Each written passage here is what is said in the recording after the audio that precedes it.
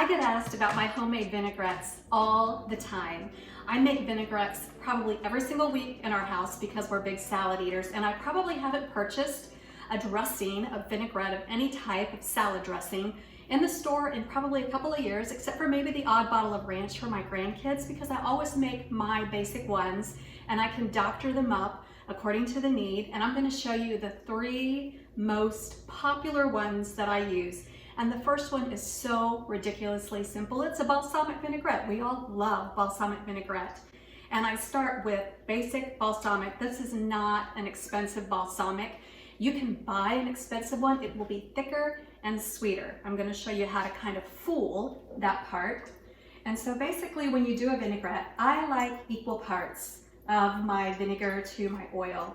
So however much vinegar I put in, here's my basic balsamic. I'm going to put in the same amount of oil. Some people like more of a 1-to-3 ratio, 3 parts oil to 1 part vinegar, but I like mine kind of tart, so I usually do it that way. Pinch of salt. We always salt and pepper our foods, but we never think to do it to our salad dressings, and it really makes the difference. A little bit of pepper. And if you're not purchasing an aged balsamic, if you want your balsamic to be a little bit thicker and a little bit sweeter, you can cheat it by adding just a tiny, tiny bit of honey, just like that. And I always make my dressings, my vinaigrettes, in a mason jar. That way I can shake and go. All right, and if you didn't want to use the dark balsamic, they do make a white balsamic. It kind of just depends on what you want to use the dressing on, but you have your options of the regular balsamic, or you also have white balsamic. The next one I'm going to make is my lemon vinaigrette. I absolutely love this, and it starts with a lemon. And I'm just going to cut it in half, and I'm going to squeeze it.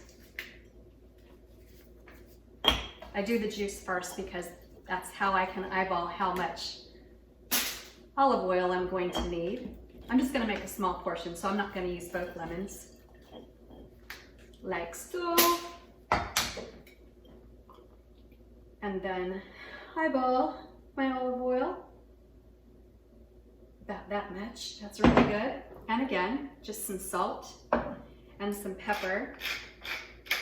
And depending on the tartness of your lemons, you might also need a little bit of honey in this one. And the same method. Shake it up. See how creamy it looks? It just looks amazing now. You can really mash this up with some zested garlic. It's really good. Fresh tarragon, if you're going to use the dressing right away, is amazing. All right, and then my final, and this is a fancy one. It uses a few more ingredients, but a spoon is your measuring tool. So whatever size spoon you want to use, that's how you're going to measure this. I start with a really good spoonful of grainy Dijon. Grainy Dijon being key for this. And then I'm also going to use red wine vinegar, and I'm going to do 3 spoonfuls. So there's 1, 2, 3, and then my olive oil, 3 of olive oil.